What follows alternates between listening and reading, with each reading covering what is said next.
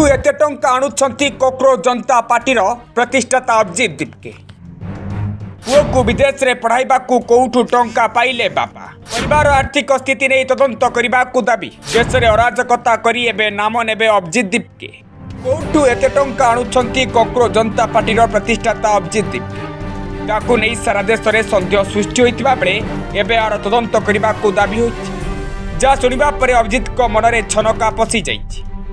जो सरकार को लोके माने भोट दे निर्वाचित करिसंती से सरकार को विरोध करबा एबे तांको महंगा पड़िबो बोली अनुमान करा जाउछि यारी भितरे कोक्रोच जनता पार्टी प्रतिष्ठाता अभिजीत दीपके परिवार आर्थिक स्थिति नहीं तदंत दाबी करिसंती सूरतर जने आरटीआई कर्मी अमित तिवारी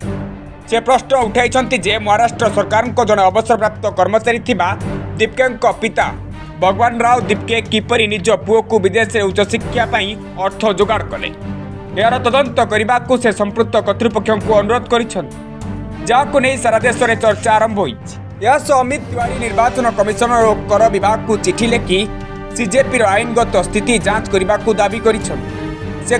सीजेपी एपर्यंत निर्वाचन कमिशनर में पंजीकृत राजनीतिक दल नुहे तेणु राजनीतिक दल नाम अर्थ संग्रह करने किंबा ग्रहण करने आईन सम्मत कि नुहे तार जांच होगा उचित सेहीपरि वरिष्ठ आईनजीवी तथा राज्यसभा सांसद कपिल सिब्बल सीजेपी आंदोलनकारी आईनगत सहायता 1 कोटी टंकार लीगल डिफेंस फंड घोषणा करथिबा बेले से अर्थ उपरे जीएसटी लागू हेबो कि नहीं से नहीं मध्य केंद्रीय परोक्ष कर एवं शुल्क बोर्ड को जांच करने को तैयारी अनुरोध करिसंती तेणु आगक एमाने कोठू टंका पाउछंती ता स्पष्ट हेबाकू जाउछि। Bureau report news 9 Odia.